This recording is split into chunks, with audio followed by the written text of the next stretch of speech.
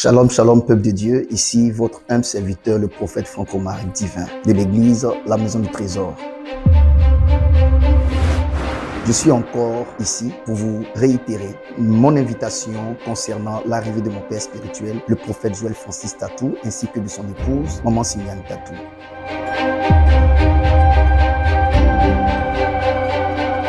Nous avons le privilège de recevoir mon grand frère, le prophète Baba Uriel et moi-même, notre père spirituel ainsi que notre maman. C'est une grâce exceptionnelle, cette venue de ce grand point de Dieu qui parcourt le monde, prêchant Jésus et manifestant la puissance de l'onction du Dieu vivant pour libérer les captifs, pour délivrer des personnes sous l'emprise du malin, pour orienter des vies et des nations. Mon père spirituel, le prophète Joël Francis Tatou, sera en terre ivoirienne pour 2 grands programmes.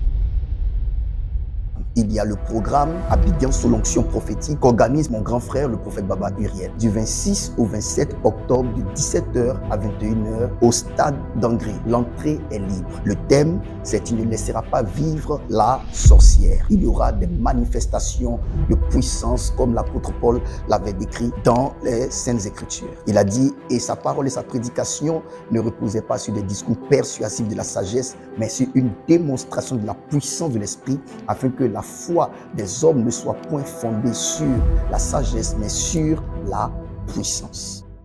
Après ces 2 jours, donc du 26 au 27, le dimanche qui suit, c'est-à-dire le 29, mon père spirituel, son épouse et leur délégation seront ici à l'église La Maison du Trésor pour l'ordination du prophète que je suis.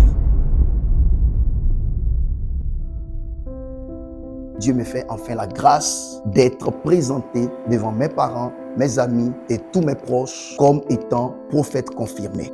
Il y aura la manifestation de la voyance prophétique, il y aura des prières de guérison. Dieu va orienter des destinées, orienter des vies. Et c'est pour cela que ce dimanche 29 octobre, je vous invite à nous rejoindre ici à Angré Nouveau-Chu, Basse-Lieu. Ce sera un jour inoubliable. Que Dieu vous bénisse et que sa grâce soit sur vous. Shalom.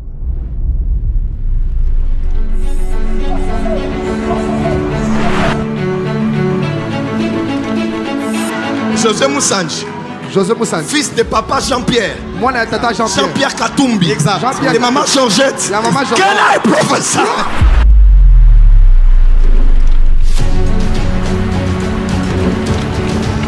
J'entre dans la maison de Valérie. Et quand je parle, je ne suis pas en Afrique, je ne suis pas en Europe, je suis aux États-Unis. Quand j'arrive aux États-Unis, j'atterris à Illinois et à Chicago. Là où tu es, tu as rêvé de moi. Mais c'était pas à Kinshasa. Puis d'ailleurs, c'était à Lubumbashi. Je suis en plein culte ici et j'ai eu une vision du couple Jean-Paul et Adassa. Et l'Esprit de Dieu m'a emmené à voir le jumeau de Jean-Paul. J'ai vu Jean-Pierre. Et je suis arrivé en esprit dans leur maison et dans votre église. L'Esprit du Seigneur m'a dit de vous dire, il y a un grand réveil. Dans mon esprit, même pendant que j'ai parlé, j'ai vu l'apôtre Jonathan là. J'ai entendu l'apôtre Jonathan, on est ensemble avec lui-même.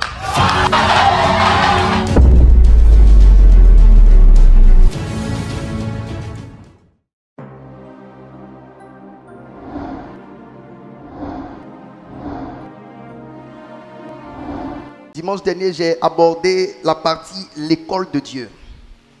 Je vais vous expliquer pourquoi j'ai parlé de l'école de Dieu. Seigneur, merci pour ta sagesse, ton intelligence. Merci pour la vie que tu m'accordes. Merci pour cette grande victoire que tu nous donnes. Merci pour la vie de mon frère, le prophète Germain, qui est ici.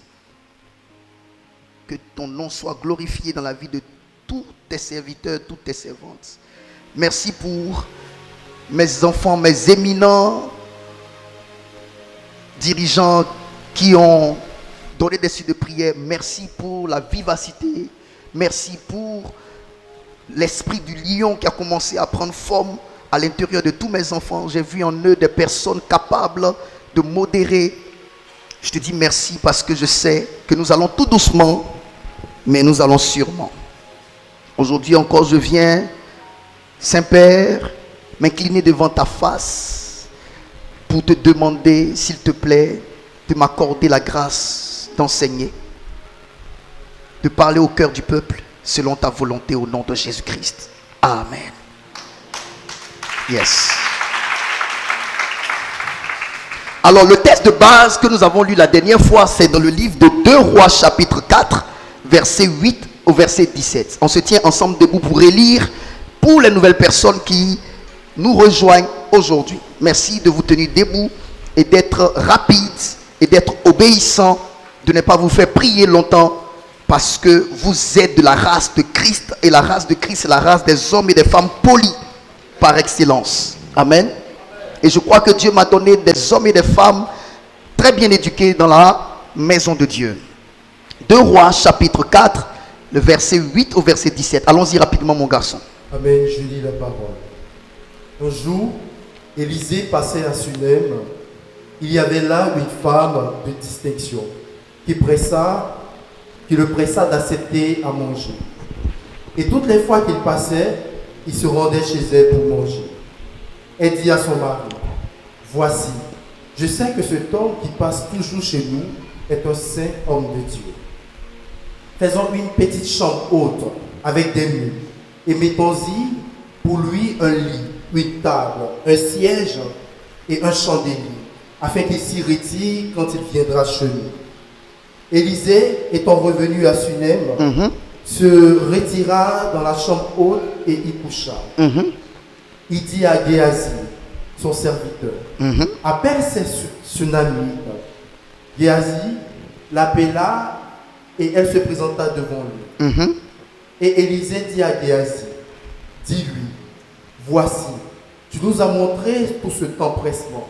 Tu nous as montré tout ce temps-pressement, oui. Que peut-on faire pour toi? Faut-il parler pour toi au roi ou au chef de l'armée? Elle répondit, j'habite au milieu de mon peuple. Et il dit, que fait pour-elle?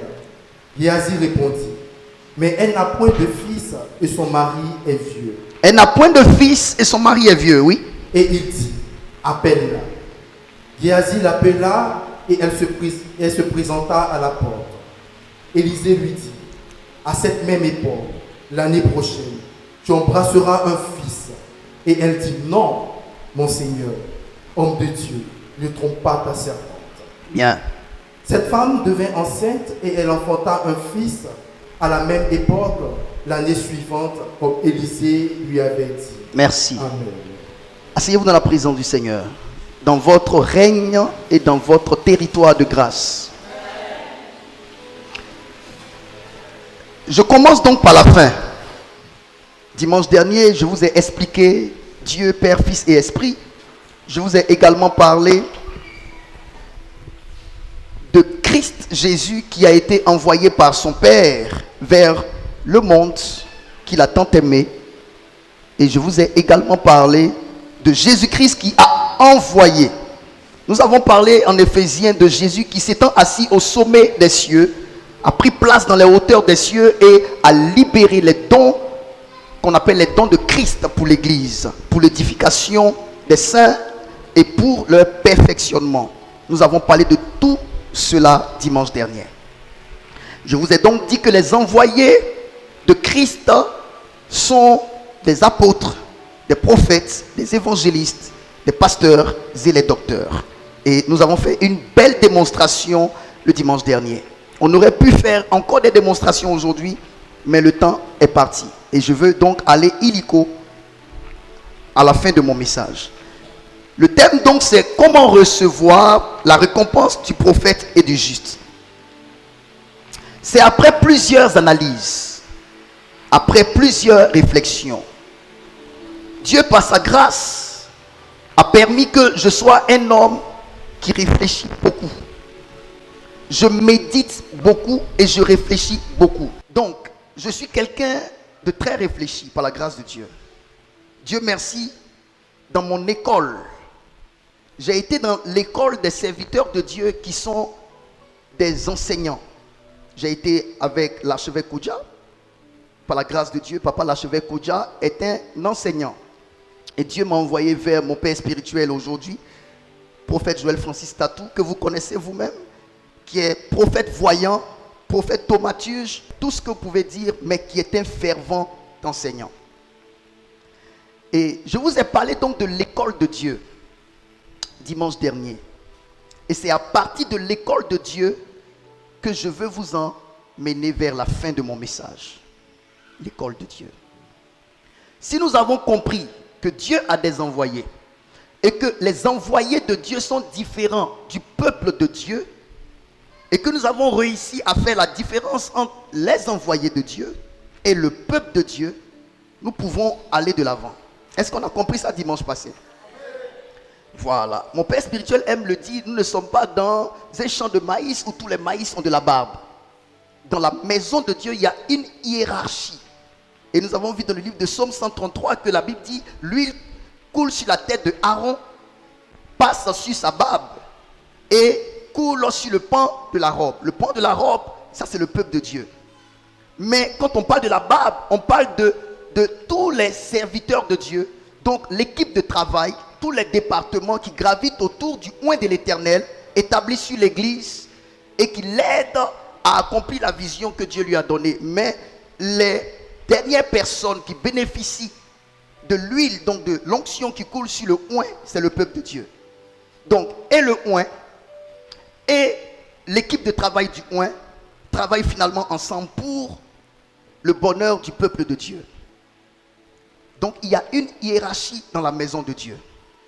C'est justement parce que nous ne parlons pas de hiérarchie que souvent dans la maison de Dieu, il y a des rébellions. Dans l'église, tout le monde n'est pas au même niveau. Devant Dieu, tout le monde n'est pas au même niveau.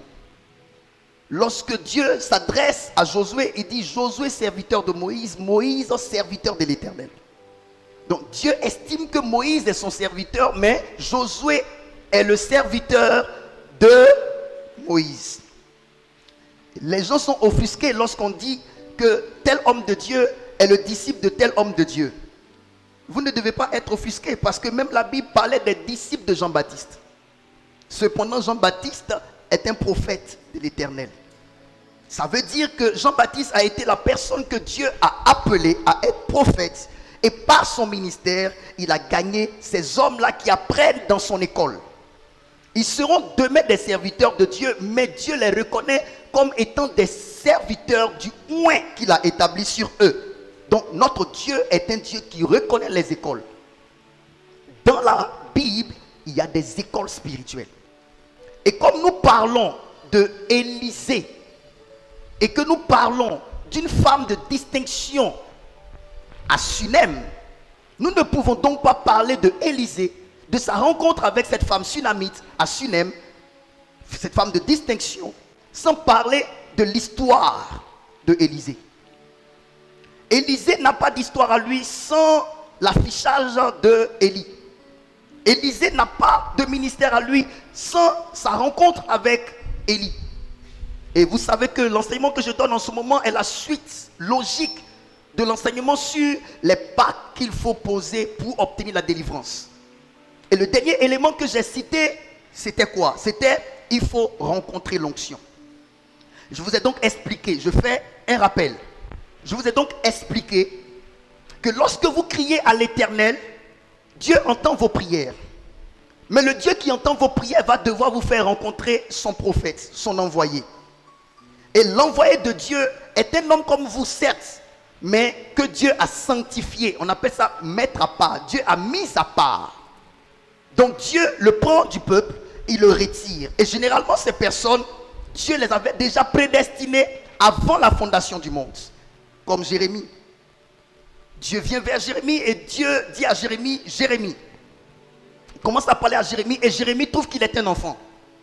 Donc vous devez savoir que l'enfant Jérémie ne savait même pas qu'il pouvait à son âge là attirer le regard de l'Éternel. Il ne pensait même pas qu'il pouvait attirer le regard de Dieu. Cependant, le regard de Dieu sur lui ne dépendait pas de sa formation humaine, mais de son état d'esprit. Dans son état en tant qu'esprit. C'est pourquoi on parle de la préscience de Dieu. Donc dans la préscience de Dieu, Dieu avait déjà prévu Jérémie. Et j'aimerais vous dire, vous, comme je l'ai dit dimanche dernier, ce n'est pas maintenant que Dieu va tracer une voie pour vous. Lorsque Dieu pensait vous créer, il avait déjà dévancé sa volonté de vous créer par la tracée de chemin vous concernant. Dieu n'a pas créé l'homme physiquement avant de créer la terre, qui est le support où l'homme se poserait. Dieu a pensé faire l'homme, c'est pour cela qu'il s'est mis à créer le support qu'on appelle Terra, la terre. Donc votre destinée a été déjà préétablie avant même que vous ne soyez formés. C'est pour cela que le Seigneur dit en Jérémie 29 verset 11, je connais les projets que j'ai formés sur toi. Ça veut dire que ce n'est pas maintenant que Dieu va former. Il a déjà formé, il les connaît, c'est toi qui ne sais pas. Comme Jérémie ne savait pas que Dieu l'avait déjà prédestiné à être prophète. Donc Dieu connaît déjà les projets qu'il a formés sur vous. Mais pour que vous soyez en contact avec les vérités concernant votre vie dans l'esprit de Dieu, quand je parle dans l'esprit de Dieu, je parle dans la tête de Dieu, dans l'esprit, dans la mentalité de Dieu, il vous faut faire une rencontre. Et cette rencontre-là est la rencontre avec le Christ. Mais nous sommes dans l'ère où Christ, Jésus, n'est plus physiquement là. Et l'apôtre Paul nous dit que nous, nos membres, sont les membres du Christ. Et c'est pour cela que Christ, sachant qu'il s'en va et qu'il laisse des gens derrière lui, il a dit, je ne vous laisserai pas orphelins. Je vous enverrai le Saint-Esprit. Et le Saint-Esprit dont il parle là, il parlait du Saint-Esprit à qui? Il parlait du Saint-Esprit à ses disciples. Donc, les disciples étaient de l'école de Jésus. Il les forme et il leur fait mention de la venue du Saint-Esprit qui viendrait le remplacer pour faire ministère avec les apôtres de Jésus. Est-ce que vous avez bien compris cela? Donc, vous devez savoir que c'est parce que Père pense à vous, peuple de Dieu, qui vous a suscité les hommes de Dieu que nous sommes.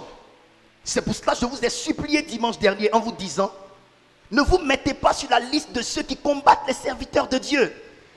Parce que Dieu n'a pas rêvé serviteur de Dieu pour les serviteurs de Dieu. Dieu a rêvé serviteur de Dieu pour le peuple. Parce que tous les 5 ministères que Jésus a libérés dans l'église sont pour le perfectionnement des saints et l'édification des saints. Donc c'est en raison de vous, votre épanouissement spirituel, épanouissement matériel, épanouissement financier, que Père a libéré les 5 ministères. Donc les ministères sont venus pour vous. Les prophètes, Dieu les a libérés pour vous, non pour eux. Malheureusement, il y a des serviteurs de Dieu qui n'ont pas compris que vous êtes la raison de leur élection. Vous, le peuple de Dieu, vous êtes la raison de nous, notre élection. C'est à cause de vous que Dieu nous demande de jeûner. C'est à cause de vous que Dieu nous demande de prier. C'est à cause de vous que Dieu nous demande de nous sacrifier. C'est à cause de vous que Dieu nous demande d'être dans la chambre jour et nuit pour chercher. Parce que même l'onction que Dieu nous donne n'est pas à nous. L'onction que Dieu nous donne, c'est pour les rendre disponibles pour le peuple de Dieu. C'est pour cela, s'il vous plaît, ne rentrez pas en compétition avec les hommes de Dieu. Quand vous voyez un homme de Dieu, dites-vous, Dieu pense à moi. Mais le Seigneur nous demande d'avoir l'esprit de discernement. Parce que l'esprit de discernement nous permet de savoir établir une juste différence entre ce qui est vrai et ce qui est faux. Parce que tout ce qui se dit homme de Dieu n'est pas forcément de bonne moralité. Et c'est pour cela que vous ne devez pas placer foi en tout. Et vous devez avoir du discernement. Je parle comme un vieux père à mes enfants. On peut avancer? Bien, on s'est compris. Donc, j'ai parlé de l'école de Dieu. J'ai expliqué que Élisée s'occupait des bœufs, des 12 paires de bœufs de son père, n'est-ce pas? Et l'homme qu'on appelle Élie avait été coopté par Dieu pour rencontrer ce Élisée. Je vous ai dit, dans chaque école, là, il y a une spécificité. Et je vous ai établi une différence entre les écoles. J'ai parlé de 2 écoles principalement. J'ai parlé de l'école de Élie, j'ai parlé de l'école de Jésus. Je vous ai dit que Élie, dans son école, on opère avec le manteau. Mais dans l'école de Jésus, c'est avec le souffle. Il a soufflé sur ses disciples. Dans l'école de Jean-Baptiste, c'est la pratique de jeûne. Mais lorsque Jésus était avec ses disciples dans son école, ce n'était pas la pratique du jeûne. Il a dit, c'est quand l'époux leur sera ôté, qu'alors, ils vont se mettre à jeûner. Mais pendant que l'époux est encore avec eux, ils ne jeûnent pas. C'est pourquoi nous devons faire attention. Nous servons tous Dieu, mais nous n'avons pas tous les mêmes régimes. Nous sommes tous des nations africaines, mais nous n'opérons pas forcément sous les mêmes régimes. Nous n'avons pas les mêmes méthodes, les mêmes cultures, les mêmes façons de faire, mais nous sommes tous des nations. Nous sommes toutes des églises, mais nous n'opérons pas toutes de la même manière. Vous allez à l'église baptiste, vous ne trouverez pas des femmes avec les cheveux comme ça. Vous trouverez des femmes avec des robes et elles mettent des voiles, des foulards. Vous voyez? Vous allez dans une église christianiste céleste, vous trouverez une autre façon de faire. Ils sont toujours en rapport avec l'eau. Ils marchent nu-pieds. Tu vas beau parler, mais tu vas te fatiguer. C'est leur pratique. Tu vas à l'église catholique, tu verras des statues, tu verras le sacrement, tu verras tout ça. Ils ont leur manière à eux de faire leur culte. Avec de l'encens partout, avec des enfants de cœur par-ci, par-là. C'est l'église catholique. Tu iras dans une église méthodiste, mais ils ont leur manière de fonctionner. Bref, la façon dont un homme de Dieu se comporte dépend de l'école dans laquelle il a été formé. Et quand tu regardes Élisée, Élisée a été formé de l'école de Élie. Et il a reçu le manteau. Vous n'allez pas être trop long. Il a reçu le manteau. On parle de récompense de prophète. On parle de récompense de juste. Encore faut-il être prophète, faut-il être juste. Sinon, il n'y a pas de récompense qui s'attache à notre personne. Donc, c'est notre identité de juste et notre identité de prophète qui nous donne droit à des récompenses dont les gens peuvent bénéficier. Donc, tout le monde n'a pas de récompense à donner parce que tout le monde n'est pas juste. Tout le monde n'a pas de récompense à donner parce que tout le monde n'est pas prophète. Et quand je parle de prophète, je vous ai dit dimanche dernier, ne regardons pas seulement le titre, regardons le contenu. Parce qu'il y a des prophètes, il y a des prophètes qui sont prophètes de titre, mais dans le contenu, ils ne le sont pas. En réalité, ils ne le sont pas. Attends, tu appelles machette, hein? Machette visiblement que tu vois là, tu appelles ça du nom de voiture. Est-ce que c'est vraiment voiture? Est-ce que ça aura les mêmes fonctionnalités que la voiture? Donc ce qui n'est pas prophète, qui se dit prophète, n'est pas prophète. Même s'il porte le titre prophète, c'est dans le contenu qu'on verra. C'est dans l'impact qu'on verra. C'est dans ce qu'on reçoit qu'on verra. C'est pourquoi le Seigneur Jésus dit, arrêtez de vous fatiguer, on les reconnaîtra à leurs fruits. C'est qu'ils produisent. Qu'est-ce qui sort de lui? Qu'est-ce qu'il sort de la femme de Dieu? Il dit qu'il est homme de Dieu, qu'il est apôtre, mais qu'est-ce qui sort de lui? Il dit qu'il est prophète, mais qu'est-ce qui sort de lui? Qu'est-ce qu'il produit dans la vie de ses fils, dans la vie de ses enfants? Qu'est-ce qui sort de lui? À la vérité, le Seigneur ne veut pas que vous ayez les yeux rivés sur le titre. Il veut que vous donniez un sens au titre ou que vous situiez le titre par rapport à l'impact. Est-ce que vous comprenez? Par rapport à l'impact, quel est l'impact du ministère du oint? Suivez-moi très bien, je m'en vais quelque part.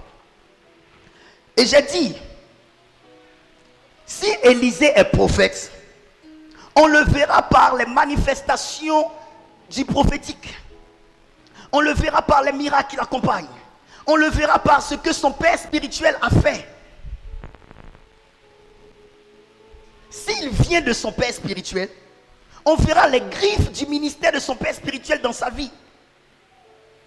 Lorsqu'on a prié à Abobo pour cette femme qui souffre de cancer de sein, aujourd'hui j'entends les témoignages que la plaie est en train de sécher, la peau est en train de pousser dessus. Gloire à Dieu.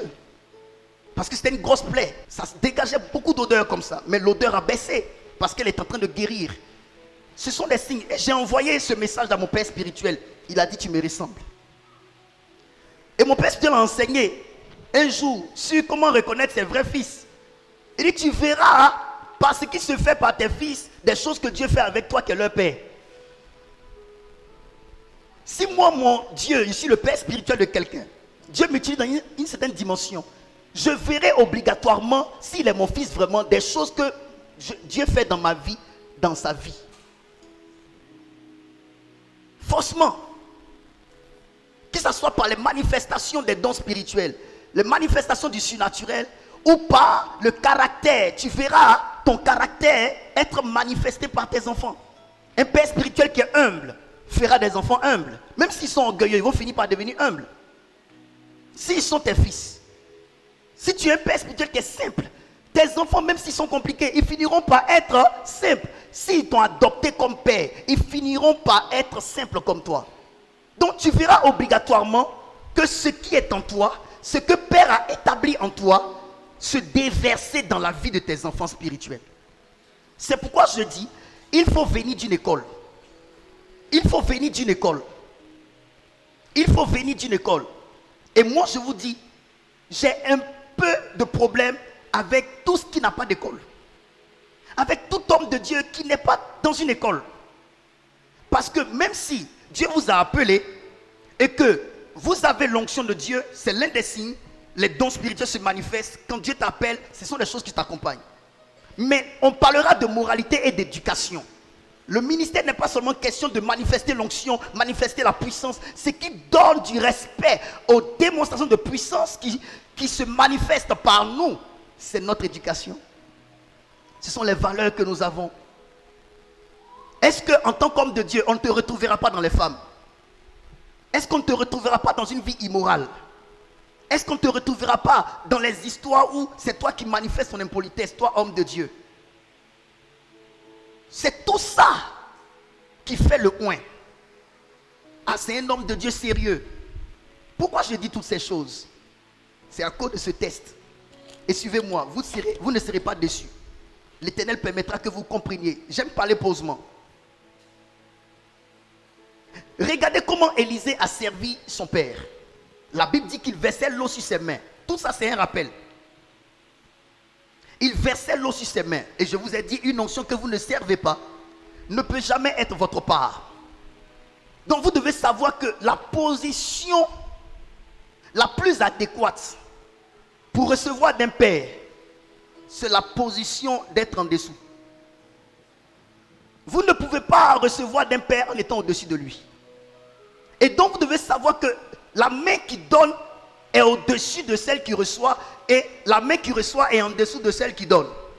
Vous ne pouvez pas recevoir d'un homme de Dieu si vous ne savez pas vous soumettre à cet homme de Dieu. Et c'est l'une des raisons pour lesquelles les foyers ne réussissent pas. Vous savez que je parle de tout en même temps. Parce que la destinée du monde a été confiée à un couple. D'accord? Et donc quand Dieu demande à la femme qui est l'église, qui est son épouse, et lui, Christ, qui est l'époux de l'église, la soumission, c'est justement pour que les deux se ressemblent. Parce que tu ne peux pas capter la nature de celui qui est parfait si tu ne sais pas te mettre en mode soumission vis-à-vis de lui. Pour que finalement nous deux nous fassions un, nous formions un, nous devenions une seule chair. Ce qui rend les gens une seule chair, ce n'est pas la bague que les deux partagent. C'est la nature qui s'est entremêlée. C'est la ressemblance dans la nature, dans le parler, dans la façon de faire, dans la mentalité. Mais la question que je pose, qui influence l'autre? Si c'est le faux qui influence le vrai, il y a problème. Le vrai doit prédominer, tuer le mal, le faux, et prendre place, prendre racine. Vous avez un demi-verre d'eau sale. Vous avez deux choix à faire.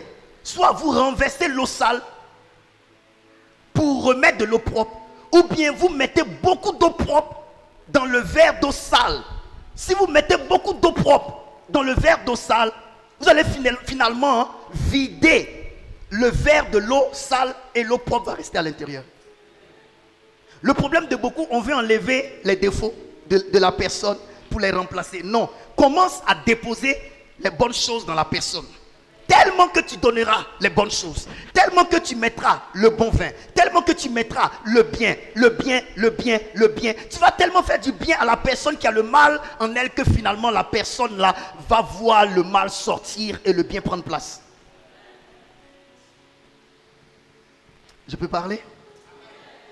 Je peux parler d'une chose encore? Il y a un semblant de type d'amour que les gens ont. Et j'ai aimé ce que Papa Patrick Yoro a développé. Un homme aime les fleurs. Il aime beaucoup les fleurs. Il rentre dans le jardin parce qu'il aime un type de fleurs. Il prend sa machette, il coupe. Parce qu'il aime ce type de fleurs. Il prend ces fleurs-là, il les fait partir chez lui à la maison. Un jour, 2 jours, les fleurs fanent, les fleurs sèchent. Il a tellement aimé qu'il a tué les fleurs. Un autre aime tellement les fleurs qu'il a demandé au jardinier de lui donner des pépinières. Il a pris les fleurs par amour, il est allé et il a planté dans sa maison. Ça a poussé et il aime les fleurs et il voit les fleurs grandir, fleurir et s'épanouir. Le véritable amour se trouve dans l'épanouissement de qui on aime.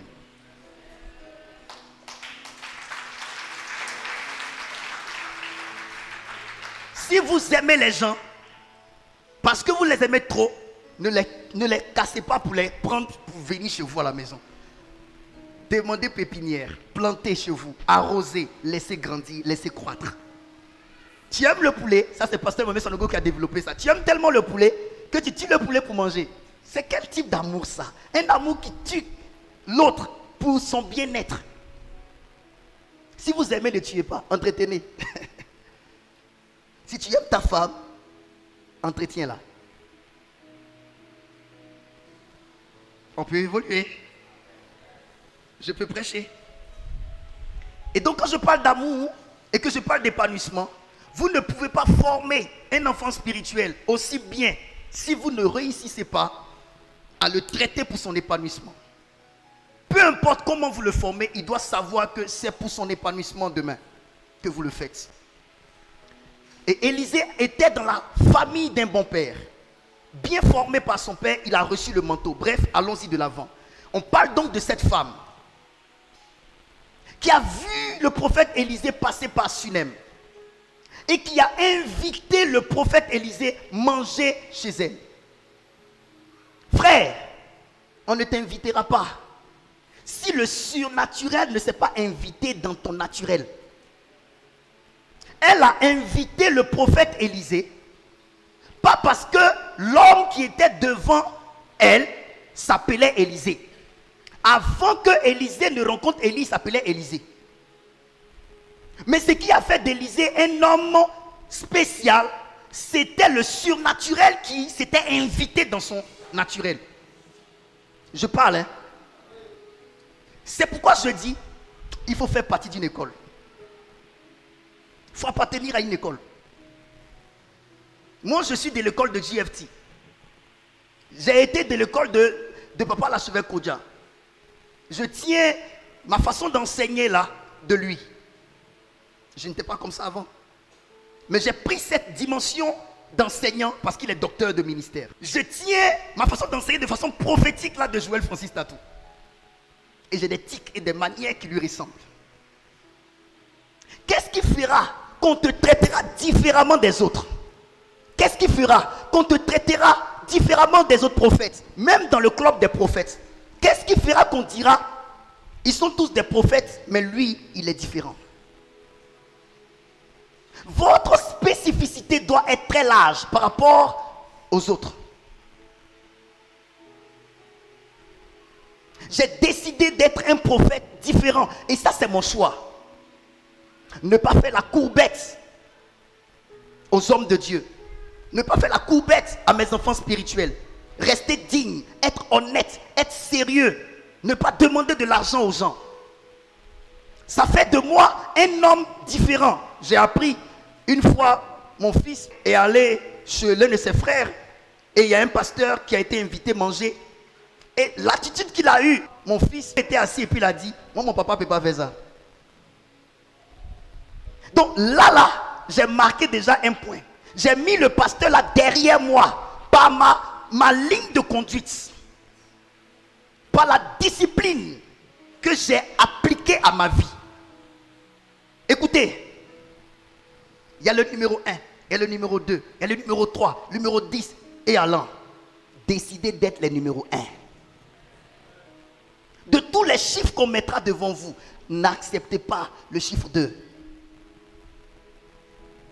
Acceptez le chiffre 1. Soyez démarqués de tous. Vous me voyez, je n'ai pas besoin que quelqu'un dise que je suis bien ou je suis ici. J'ai ma ligne, je poursuis la tête. Je ne veux pas être deuxième. Je poursuis la tête. Notre église n'est pas encore parfaite, mais nous ne sommes pas la finalité de notre parcours en tant que ministre de Dieu. On est en train de travailler, on fait des tests, on évolue, on observe, on analyse, on travaille, on évolue, on travaille, on observe. J'ai décidé d'être un homme de Dieu différent. Suivez-moi, que je vous parle un peu. Excusez-moi, je veux vous parler un peu. Beaucoup d'hommes de Dieu aujourd'hui n'ont pas ce courage-là de se tenir dans la position d'esclaves de Dieu qui les a appelés. Ils ont plus conscience de leur ministère que de leur relation avec Dieu. Ce qui devrait guider un homme de Dieu, ce n'est pas ce que ses yeux voient. C'est ce que Père lui dit. Lui qui l'a appelé lui dit. C'est la différence avec moi, en fait. Je n'aime pas les raccourcis. Je n'aime pas les voies faciles. Les voies faciles et les raccourcis ne donnent aucune clé. Les véritables clés de la vie qui te permettent d'être un pionnier dans ce monde, on les obtient dans les voies solitaires. Les associations parfois détruisent les clés de vie et de survie du ministère du Oint. Et j'ai décidé de ne pas m'associer. Vous vous souvenez, mes enfants, quand je disais, je vais peut-être voir comment les autres ont fait pour que l'église évolue. Le Seigneur m'a dit, tu ne bouges pas. Écoutez-moi très bien. La voix de Dieu pour l'autre peut être la voix du diable pour toi. Oui. Ce que Dieu dit à l'autre de faire pour que son église évolue, ça peut être la voix du diable pour toi si tu le fais. Oui. Quand Dieu demande à Jean-Baptiste de manger les sauterelles et le miel sauvage, si Jésus veut faire la même chose, il désobéirait à Dieu. Parce que ça ne fait pas partie des ordonnances de Dieu concernant son ministère. Ce qui est obéissance à la voix de Dieu pour l'autre peut être désobéissance à la voix de Dieu pour toi.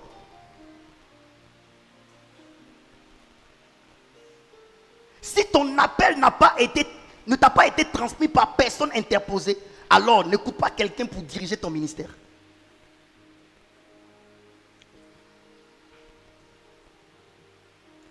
J'ai décidé de rester seul. Et mes enfants, vous me connaissez.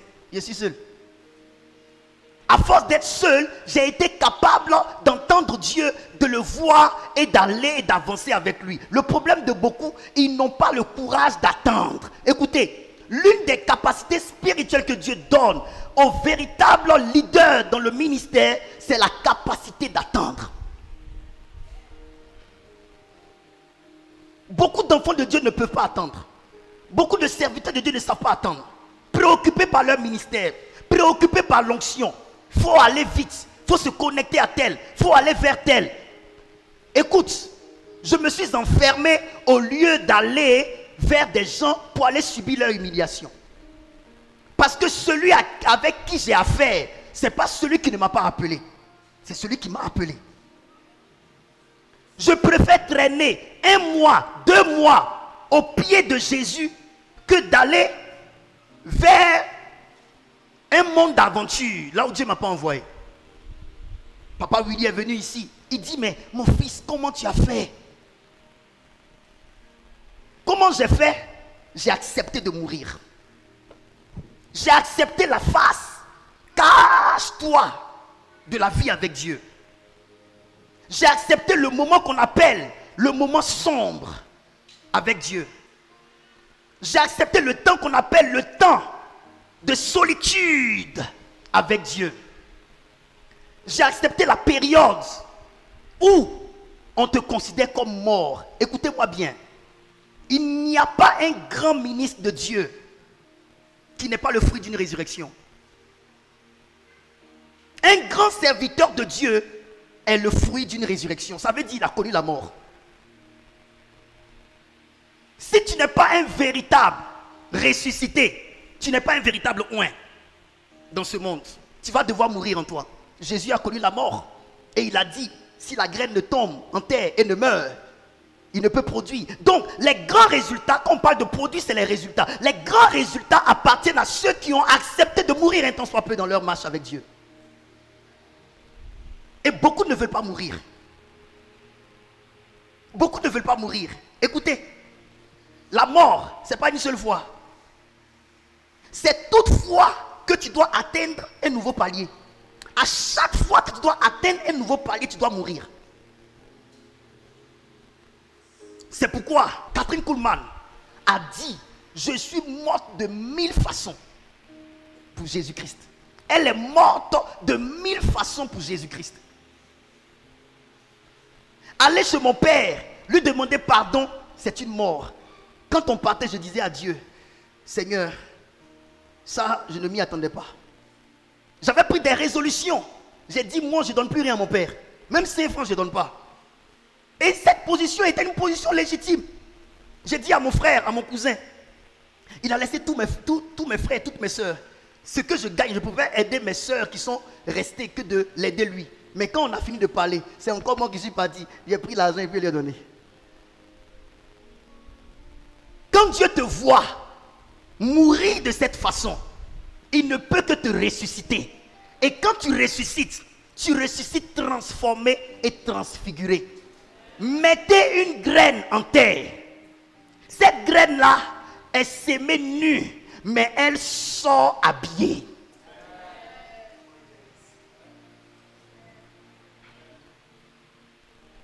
C'est ça qu'on appelle le manteau. Sème les graines de maïs. Nu, ça sera sémé. Mais quand ça sort de terre, c'est habillé.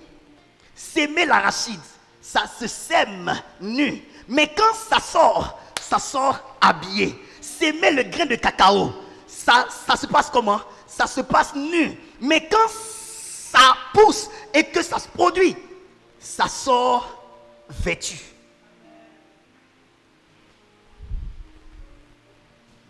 Je peux parler? Ça va, tu m'écoutes? De quelle école es-tu? Vous savez combien de temps Élisée a dû mettre auprès de Élie pour recevoir son manteau? Les grandes onctions, on ne les obtient pas dans des voies de précipitation. On les obtient dans des voies de vive attente. Tu dois attendre. Et si Dieu n'a pas créé en vous la capacité d'attendre, vous ne pouvez pas gagner les grandes onctions dans ce monde. Il y a des gens qui veulent voir leur père spirituel. Ils s'asseyent dans un bureau, dans une salle d'attente, avec près de 3, 4, 5 personnes qui sont pressées. Nous, on était dans des salles d'attente où il y a 50, il y a 100. On est là, on attend jusqu'à quand on va même voir le vieux est fatigué. Il nous reçoit, il dit, fais vite, il est parti. Mais vous, pressez, pressez, pressez, pressez. Pour ce que vous voulez, vous êtes pressé. Vous venez à l'église, quand on dit midi, pressez de partir, pressez. Pressez, pressez.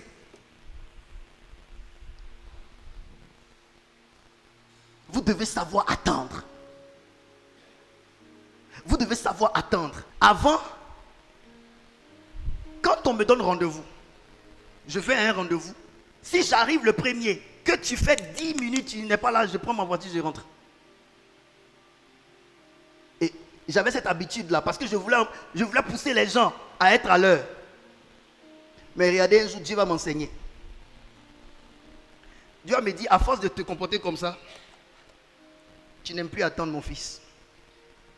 Tu n'aimes plus attendre. Tu te presses d'être à l'heure pour vite rentrer. C'est pas bien. Je vais t'emmener à savoir attendre. Quand le Seigneur a parlé à mon cœur sur ce fait, Dieu merci que j'ai obéi. Je suis allé attendre. J'ai appelé la personne, tu es où?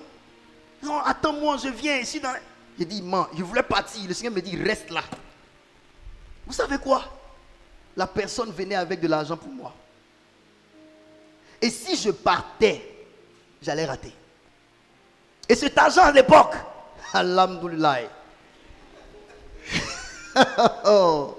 c'était ce qu'il me fallait, papy. Si je ne prenais pas muerte, Dieu merci, vivanto. Parce que je suis resté.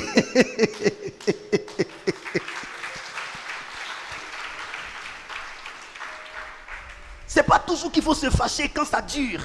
C'est pas toujours avec tout le monde qu'il faut se fâcher quand ça tarde. C'est pas avec tout le monde. Dieu peut prendre son temps pour créer en toi la capacité de vivre attendre. Il faut savoir attendre. Habakkuk, il dit, je suis là, je suis à mon poste. J'attends ce que Dieu me dira par rapport à ce que je lui ai demandé comme requête. Dieu vient et lui dit, même si la prophétie tarde, attends-la, car elle s'accomplira certainement. Sachez attendre. Sachez attendre. Mais beaucoup de personnes ne savent pas le faire. Vous ne serez pas de véritables de véritables serviteurs de Dieu, servantes de Dieu. Vous n'aurez pas le surnaturel dans votre vie naturelle. Vous ne serez pas transfigurés et métamorphosés si vous ne savez pas prendre du temps auprès de ceux qui ont le pouvoir. Souvent, je vais vous donner une clé. Et ça là, ceux qui ont été dans les bureaux des gens qui ont l'argent, des décideurs, peuvent confirmer cela. Les gens qui en ont, ils aiment faire attendre. Vrai ou faux? Remarquez, hein, même ceux qui n'en ont pas beaucoup là, eux aussi, comme ils savent qu'ils en ont plus que ceux qui sont venus leur demander, ils aiment faire attendre. Ils aiment faire poireauter, parce qu'à la vérité, ils n'aiment pas donner. Donc ils veulent trouver une raison de dire que je me suis préparé pour t'attendre, mais toi, comme ci, comme ça. Bref, c'est aussi ça, il y a d'autres qui ont des méthodes comme ça. Hein. Les grandes personnalités reçoivent ceux qui attendent d'eux en dernier. Remarquez ça. Ils aiment bien faire ça, parce qu'ils aiment éprouver. Parce que ce qu'ils veulent voir en vous, ils savent que vous ne pouvez pas leur donner l'argent. La seule chose qu'ils veulent voir en vous, c'est votre persévérance et votre patience. Ce monsieur qui m'a vendu ce terrain-là, comment il m'appelle? Le seul prophète que je connais qui est patient. Franck Omari qui est très patient, il dit j'aime ta patience. Et quand il m'a appelé une fois, je suis parti, étant dans la voiture, il dit est-ce que tu sais que j'apprends beaucoup de toi? Il dit ah bon? Il dit oui. J'apprends tellement de toi, j'apprends la patience en toi. Écoutez, l'apôtre Paul parle de la patience à toute épreuve. Ça veut dire que c'est quelqu'un qui pouvait être patient dans les épreuves jusqu'à ce que le temps de l'épreuve finisse. Il y a des personnes, quand elles tombent dans l'épreuve, elles sont pressées de sortir de l'épreuve. Donc, elles développent des sentiments de rapidité, la va-vite, faire vite. Seigneur, et puis c'est ces personnes-là qui aiment prier comme ça. Seigneur, je suis fatigué depuis là. Papa, tu tardes. C'est pas tu es pressé. Souvent, Dieu a ça en main. Il fait ça. Ta main est juste ici. Il suffit que Dieu fasse ça, tu as pris. Mais Dieu laisse ça suspendu comme ça. Parce que Dieu veut créer en toi la nature du Saint-Esprit. La patience. Parce que le Seigneur sait. Le Seigneur dit, il ne veut pas te donner seulement que ce que tu demandes. Il veut te donner ce que lui demande dans ta vie. Et ce que Dieu demande dans ta vie, c'est la nature de sa personne. Le fruit de l'esprit. Demandez à tous les hommes de Dieu, même les jeunes serviteurs de Dieu, qui courent pour aller vers les vrais papas, pour vouloir dimension. Les pères ne donnent pas dimension. Ce n'est pas à eux de donner dimension. Les pères éprouvent. Ils éprouvent la patience des enfants spirituels. Ils testent la fidélité des enfants spirituels. Vous allez les entendre parler de loyauté, de fidélité, de persévérance, de patience. Pourquoi les gens ne disent plus à l'église? Parce qu'ils n'ont pas ces qualités en eux. Ils ne peuvent pas attendre. Ils n'aiment pas patienter. Je veux le mariage. Je veux ci. Je veux ça. Mais je ne veux pas attendre. Mais est-ce que si ce que tu demandes là était à ta portée, tu allais demander? C'est justement parce que ce n'est pas là. Et c'est pour cela que tu dois attendre. Élisée a attendu. Il a pris du plaisir à servir son père. Et finalement son père a libéré le manteau sur lui. Tu n'auras jamais de récompense attachée à ton ministère de prophète, d'apôtre, si tu ne sais pas patienter dans le service auprès d'un père, dans l'école de Dieu. Il y a une dame qui m'écrit sur Facebook et elle me demande quelle est ta dimension. Il a dit pourquoi? Ma dimension c'est Jésus-Christ. Elle dit non, je veux parler de ton couloir. Il dit j'ai pas de couloir. Là où je vois ouvert, je passe.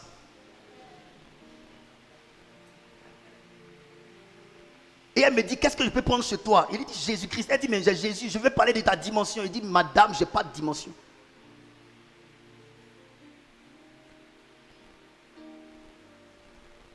On veut prendre juste un peu d'argent, aller donner à un homme de Dieu qui a travaillé des années durant pour que l'onction sur lui mûrisse.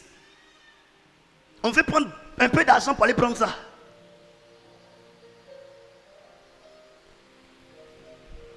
Il faut que la jeune génération arrête ce genre de paresse spirituelle. Allez-y jeûner, allez-y prier, allez-y écouter Dieu. Allez-y exposer votre caractère à Dieu pour qu'il vous transforme. Allez-y exposer votre nature à Dieu pour que Dieu vous change. Et arrêtez de prendre vos 10 000, 20 000 pour aller donner un oint de Dieu pour qu'il vous donne toute l'onction que Dieu lui a donnée. Les gens payent de l'argent pour aller chercher la voyance. C'est les pères qui ont la voyance. Ils n'ont pas reçu ça comme ça. C'est avec beaucoup de prières. C'est avec beaucoup de jeûnes. Ou du moins beaucoup d'offrandes. Qu'ils ont finalement eu ces choses au temps marqué de l'Éternel. Pour que vous puissiez être des hommes différents et qu'on vous appelle quand vous passez devant les maisons, il faudrait que vous transportiez le surnaturel. Mais pour que vous ayez le surnaturel, mettez-vous dans l'école des hommes du surnaturel. Patientez, apprenez, acceptez le brisement, acceptez tout ce qu'ils vous font. Tenez bon auprès d'eux, qu'ils vous fassent confiance. Et quand finalement, ils vous cèdent quelque chose. On ne donne pas à qui on ne fait pas confiance. Avant que le Seigneur ne donne ce qui est cher dans son royaume à une personne, le Seigneur établit d'abord des rapports de confiance avec la personne. C'est pourquoi Dieu travaille avec les épreuves, les tests. Est-ce que l'Église m'écoute? Écoutez-moi, j'enseigne ici. On n'est pas patient. On n'est pas patient. Élisée a reçu la chose. Regardez avec Jésus. Jésus a dit à ses disciples, ce n'est pas vous qui m'avez choisi. Jean chapitre 15, verset 16. C'est moi qui vous ai choisi. Quand il dit ce n'est pas vous qui m'avez choisi, ça veut dire que vous n'exigez rien de moi. C'est celui qui choisit sa servante qui lui donne des ordres. C'est l'homme qui choisit sa femme qui lui donne une direction. Vous avez été choisi, vous n'avez pas de direction à donner à qui vous a choisi. Vous ne pouvez pas dire à Jésus comment il doit vous utiliser. Vous ne pouvez pas dire à Jésus comment il doit se manifester à travers vous. Non, ce n'est pas vous qui l'avez choisi, c'est lui qui vous a choisi. C'est moi qui ai acheté mon marteau qui sait à quoi ça servira. D'autres prennent le marteau pour taper des pointes, moi il peut prendre pour fracasser des crânes. Et donc vous devez savoir, la façon dont Dieu nous utilise ne dépend pas de notre bon plaisir, de notre bon vouloir. Ça dépend de lui, sa volonté. On peut négocier avec lui, mais on ne lui dit pas de nous utiliser comme on veut. C'est pourquoi il dit à ses disciples, ce n'est pas vous qui m'avez choisi. Donc vous ne décidez pas des termes de nos relations. Pierre, tu ne décides pas des termes de notre relation. Jean, tu ne décides pas des termes de notre relation. Barthélemy, tu ne décides pas des termes de notre rapport. C'est moi qui décide. C'est moi qui décide de qui vit et de qui meurt. Jésus parle à Pierre sur comment il allait le glorifier par sa mort. Et Pierre, il laisse Jésus et puis il demande au sujet de Jean. Jésus lui dit, occupe-toi de tes oignons, comme pour paraphraser. Si je veux que Jean vive jusqu'à ce que je revienne, ton problème c'est lequel? Occupe-toi de ce que je t'ai dit. Tu n'as pas décidé parce que ce n'est pas toi qui m'as choisi, c'est moi qui t'ai choisi. Donc, entre Jésus et nous, vous devez savoir, pour ceux qui pensent que c'est eux qui ont choisi Jésus, c'est Jésus qui vous a choisi. Donc ce n'est pas à vous d'indiquer à Jésus le chemin de votre relation avec lui. Ce n'est pas à vous de dire à Jésus, voilà comment. Ce n'est pas à vous de dire même à l'homme de Dieu, voilà comment il doit prêcher. C'est moi qui t'ai choisi. Ce n'est pas toi qui m'as choisi. Ce n'est pas à toi de me dire comment l'église doit être dirigée. C'est Jésus qui m'a choisi, qui me donne le chemin. Et toi, je te dis, voilà comment on s'engage. Et tu me suis. C'est comme ça. C'est moi qui vous ai choisi. Donc ce n'est pas à vous de décider des termes de notre rapport. Dis avec mon Seigneur que ta volonté soit faite. Matthieu 4, 19, il dit, suivez-moi et je ferai de vous des pêcheurs d'hommes. Il est en train d'annoncer à ces personnes-là ce qu'il ferait d'elles. Pourquoi je vous parle de ça? Je vous parle de l'école de Dieu. Je vous parle juste de ça pour vous emmener à comprendre le schéma dans lequel Jésus a inscrit les hommes qu'il a choisis afin de leur donner en héritage le surnaturel. Pour qu'ils aient une récompense à donner à des gens qui les invitent chez eux. C'est moi qui vais faire de vous des pêcheurs d'hommes. Je vais changer votre nature. Vous êtes des pêcheurs de poissons. Mais je vais créer en vous des capacités. Je vais créer en vous des normes qui vont faire de vous des pêcheurs d'hommes. Du coup, je vais vous donner un pouvoir du ciel. Je vais vous donner d'avoir le fonctionnement des êtres d'en haut. Je vais vous emmener à vivre les réalités du monde spirituel. Les hommes pêchent des poissons. Mais vous, je vous classe au-dessus. Je vous donne une grâce spéciale, une capacité surnaturelle pour qu'au-delà des poissons, vous pêchiez des hommes.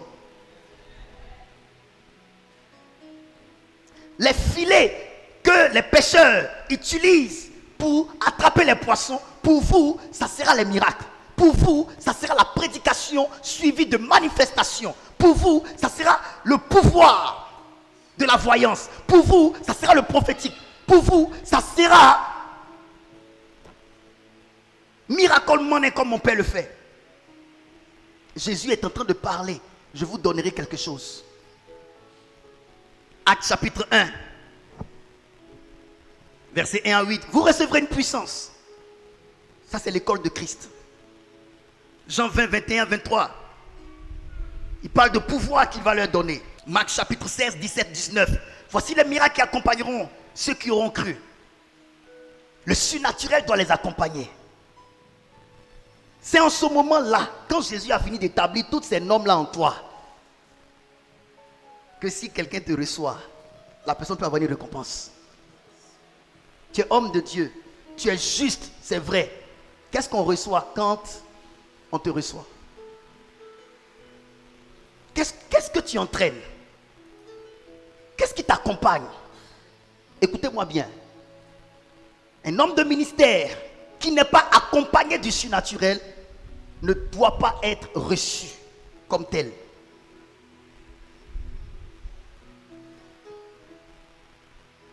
Lorsque nous rendons visite à nos enfants spirituels, nous ne devons pas être les personnes les plus heureuses.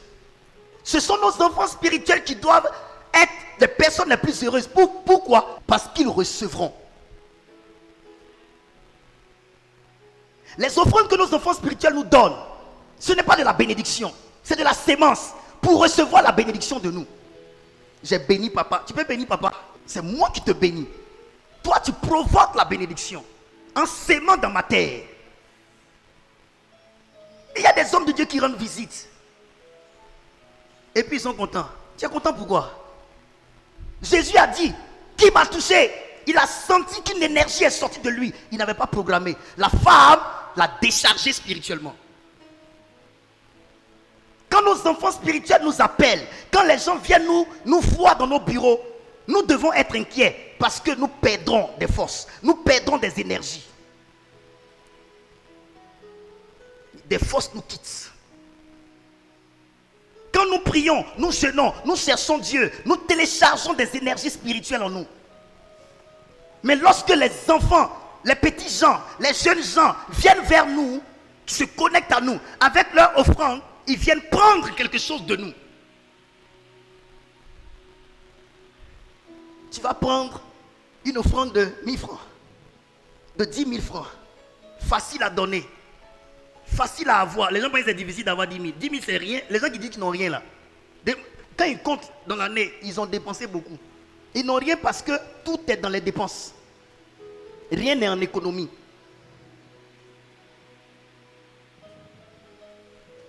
Je veux emmener l'église à comprendre autre chose. Il n'y a pas de don parfait et de grâce excellente sur la terre. La Bible dit tout don parfait et toute grâce excellente viennent d'en haut, du Père des Lumières, chez qui il n'y a ni changement et ni ombre de variation. Ce que nous recevons s'appelle le surnaturel. Et le surnaturel vient d'en haut. Et ce qui vient d'en haut est plus grand et plus élevé et plus de valeur que ce que vous donnez ici en bas. Même si tu as donné 1 million à un homme de Dieu, tu n'as pas donné assez. Comparativement à ce qu'il a reçu d'en haut, qui est le don parfait et la grâce excellente. Mais comme on est terre à terre, on a peur de donner 1 million, 2 millions à un homme de Dieu parce qu'on pense que c'est trop. C'est parce que tu as une perspective humaine. Quand tu as une perspective surnaturelle, tu sais que c'est rien comparé à ce que tu vas emmagasiner en toi. Tout don parfait et toute grâce excellente viennent d'en haut. Ça ne vient pas d'ici. Ça ne quitte pas en bas pour monter, ça vient d'en haut. Vanny, ça vient d'en haut. Maman Youra, ça vient d'en haut. Ça vient d'en haut. Comprenez que tout ce qui vient d'en haut est plus cher. Tout ce qui vient d'en haut est plus valorisé. Tout ce qui vient d'en haut a plus de valeur. Affectionnez-vous des choses d'en haut et non de celles d'en bas. Pourquoi on te dit de t'affectionner des choses d'en haut? Ce n'est pas pour que tu ne rates pas le ciel. C'est parce que ce qui est en haut est plus cher par rapport à ce qui est en bas. Sinon, l'homme qu'on appelle Lazare n'a rien expérimenté d'en haut sur la terre ici. Mais il a été au ciel. Il est l'une des personnes sur lesquelles on ne peut pas douter par rapport à l'éternité. Nous encore on est ici, on ne sait pas si on ira. Mais Lazare seulement on sait qu'il est là-bas. Alors que sur la terre il était malade. Sur la terre là, il était pauvre. Sur la terre il n'avait rien. Il n'a rien expérimenté d'en haut sur terre. Cependant il allait au ciel. Donc affectionnez-vous des choses d'en haut ne veut pas dire c'est pour que tu ne puisses pas rater le ciel. C'est parce qu'on veut te dire ce qui est en haut est plus cher et a plus de valeur que ce qui est en bas.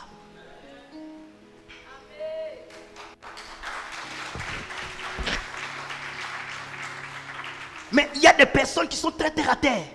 Je vous ai parlé de l'homme de Dieu, Shepard Boussiri, qui avait besoin des dollars et des dollars et des dollars pour se tirer d'affaire dans son église. Son père spirituel, Hubert Angel, milliardaire, puissant. Il allait le voir. Il a exposé son problème. Son père spirituel est monté dans sa maison. Il avait déjà appelé. Et son père spirituel l'a appelé pour lui dire, viens à la maison, viens prendre ce que tu m'as demandé. Son père spirituel a mis sur le lit, plutôt sur la table du salon, 2 choses. Le montant exact qu'il lui avait demandé et puis une bouteille d'huile. Et puis il était au 2e niveau de sa maison là-bas, en haut là-bas, et puis il y a son fils en bas. Il dit, Shepard Boussiri, choisis entre l'argent et l'onction. Il s'est assis devant les 2 tendances, les 2 chemins. Le chemin large et le chemin resserré et étroit. Il dit, je prends l'argent, je résous mon problème. Je prends l'huile, j'ai des problèmes. Il a pris l'huile et puis il est parti. Son père l'a regardé partir et son père lui a dit, en allant, tu as fait le bon choix. Quand il est parti, il a commencé à expérimenter la puissance de Dieu comme son père. Il prend os de quelqu'un, le pied court, il attrape, il tire, ça sort. Ah! Shepard Boussiri. Aujourd'hui, allez-y voir. C'est le plus grand fils spirituel partenaire à l'église de Hubert Angel. Il a l'argent comme un fou. Il a avion, il a jet privé. Il va à l'église en hélicoptère. Bon sang! Toi, tu allais prendre l'argent parce que tu vois tout près. L'homme a pris l'huile parce qu'il a vu global.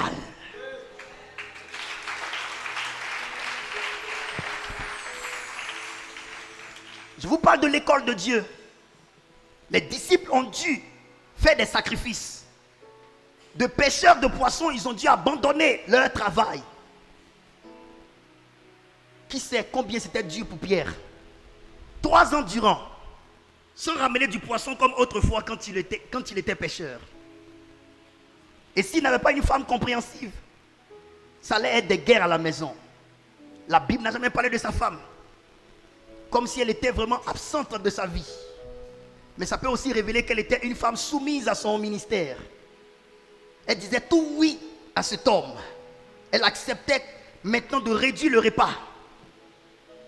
Parce que son mari s'était placé sous un autre régime à cause de l'onction. L'onction n'est pas sans prix. Pour l'obtenir, souvent on ne mange pas ce qu'on veut. Pour l'obtenir, souvent on ne porte pas ce qu'on veut. Pour l'obtenir, souvent on ne se parfume pas avec ce qu'on veut. Pour l'obtenir, souvent on fonctionne avec un autre teint que celui que nous devrions avoir. Pour l'obtenir, souvent on accepte qu'on dise de nous qu'on n'est pas alors qu'on est. C'est le chemin qui donne d'avoir accès à l'onction. On accepte de dépérir un moment. Allez-y voir les anciennes vidéos de papa Ouattara Mohamed Idriss. Il est grand détail, il était maigre comme ça. Mais aujourd'hui, allez-y le voir. Il a grossi. Mon père spirituel, on n'en parle pas.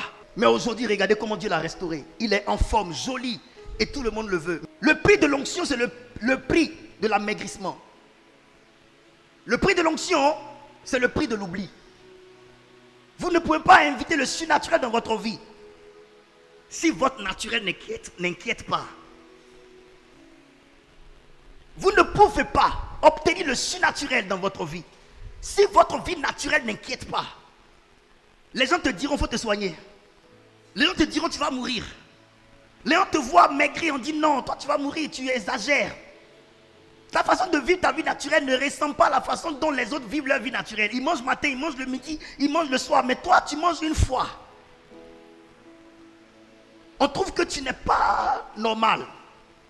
Faites de votre vie naturelle une vie inquiétante pour les hommes naturels, pour que vous puissiez épouser la vie surnaturelle.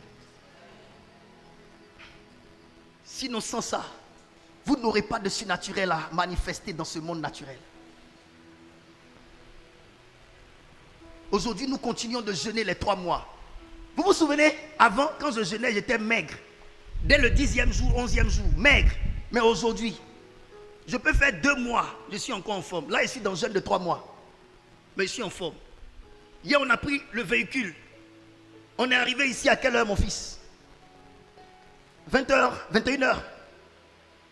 Je n'avais pas encore mangé, mais je n'avais pas du tout faim. Je disais à mon fils, je n'ai pas du tout faim. Même pour boire sucrerie, je ne peux pas. Je suis en forme comme ça. C'est devenu ma vie, ma pratique de vie. Mais avant, il ne pouvait pas jeûner comme ça et puis je vais être toujours beau, mignon. Ça a changé. Mais on a dû payer ce prix-là pour avoir le surnaturel. Aujourd'hui, je parle, tous mes béliers inclinent leur corne. Il y a du surnaturel qui se manifeste quand je parle. Je chante, tu sens la présence de Dieu se libérer. Il y a du surnaturel, même pour qu'on l'ait, il a fallu payer le prix de la patience absolue, de la maltraitance, du dénigrement, de la jalousie mal placée. Jésus a donné le surnaturel. Je vais finir ici. Dimanche prochain, je vais rentrer dans mon thème véritablement avec toute la vivacité. Élisée a reçu enfin quelque chose qu'il n'avait pas autrefois. Autrefois, simple protecteur de bœufs, gestionnaire de bœufs. Le voici maintenant transportant le pouvoir du ciel. Écoutez-moi bien. Lorsque Dieu vous met à son école, c'est pour faire de vous un ambassadeur de son royaume sur la terre. Pour qu'en vous voyant, les gens sachent comment les choses sont faites au ciel. La prière qui va avec ceux que Dieu a intégrés dans son école, c'est la prière de que ta volonté soit faite sur la terre comme elle est faite au ciel. Avec de telles personnes, on voit sur la terre comment les choses sont au ciel. Je finis avec ça. Je vous ai rendu le témoignage de mon fils Vanier avec sa chérie. Quand l'enfant ne voulait pas téter. C'est une expérience extraordinaire. Mais comment j'ai fait ça? J'ai entendu juste une voix qui m'a dit, parle à l'enfant, parle à l'oreille de l'enfant. Écoutez-moi bien. Vous n'avez pas le surnaturel avec vous si vous n'avez pas une voix avec vous. Que ça soit du côté de Dieu ou du diable, tous ceux qui ont le surnaturel ont une voix. Ils entendent une voix qui leur donne instruction. La voix là, C'est l'esprit qui est le garant de la dimension que Dieu a léguée à la personne. Si Dieu t'a donné le pouvoir de guérison, l'ange de guérison est à tes côtés. Et l'ange là te dit, il y a une femme ici qui est enceinte. Ça fait 9 mois et plus. Elle n'a pas encore accouché. Appelle-la. Je vous ai parlé de la rencontre que j'ai faite avec l'ange qui s'appelle Raphia. C'était un ange qui était comme ça, comme l'aigle. Avec ses ailes comme ça. Dans mon salon, je priais et je l'ai vu. Cet ange-là était en feu, brûlant. Et l'ange pouvait me parler, en pensée, que ça se passait. Et l'ange l'a dit, je suis l'ange Raphia, je suis un ange de guérison. Je suis venu pour t'accompagner dans ton ministère. Le dimanche qui a suivi, il y avait une jeune fille de Bingerville qui était dans l'assemblée. Et je vous le dis, quand tu atteins un niveau avec Dieu, tu peux discerner si c'est la voix de Dieu le Père qui te parle, si c'est la voix de Jésus le Fils, ou la voix du Saint-Esprit, ou la voix d'un ange. C'est cet ange-là que j'ai senti venir vers moi. J'ai été saisi par sa présence rapide. Et il a dit, il y a une femme qui est ici qui ne fait pas d'enfant. Elle a mal au ventre actuellement. Pendant que tu es en train de prêcher, elle a mal au ventre. Pendant que tu es en train de parler, elle a mal au ventre. Il faut l'appeler devant. J'ai entendu la voix. J'ai dit, tu es ici. Pendant que je parle, tu as mal au ventre. Elle a commencé à crier. Elle avait mal au ventre. Elle ne faisait pas d'enfant. J'ai dit, maintenant, l'ange que Dieu m'a envoyé me dit de prier pour que tu aies un enfant. Elle a appelé comment son enfant? Raphia. Malheureusement, elle n'a pas compris que c'était pour rester avec Jésus que Dieu l'avait visité. Elle est partie s'asseoir à Bingerville. Tous ceux qui ont le pouvoir du surnaturel ont une voix qui les guide. Ils entendent des voix. Et pour un homme de Dieu, si tu n'as pas cette voix-là qui te dirige, tu es foutu. Pour la gestion de ton ministère, tu n'as pas cette voix, tu es foutu. Tu vas aller chez tel homme de Dieu. Tu vas aller chez tel homme de Dieu. Tu agis avec ce que tu vois, avec tes yeux physiquement. L'homme de Dieu qui a une dimension, tu t'en vas. L'autre homme de Dieu qui a ceci, tu t'en vas. L'autre homme de Dieu. Il faut te cacher, tu vas parler avec ton Dieu. Si vous ne voulez pas avoir un ministère instable, ayez une éducation stable en Christ. Et souvent, on s'en va chercher le secret de l'autre. Je partais avec mon fils dans la voiture, le Seigneur me dit, le secret de l'autre peut être un interdit pour toi. Voilà comment moi j'ai fait pour réussir mon ministère. Si on t'a donné ce secret, que ça ne cadre pas avec ton ministère, ça va détruire ton ministère. N'adopte pas la méthode de la résolution du problème de couple de ta soeur dans ton couple. Ça peut ne pas marcher. Alors, moi, il a dû donner beaucoup d'argent à ma femme pour qu'elle se calme. Il faut donner. Elle va voyager avec son copain. Que Dieu te bénisse.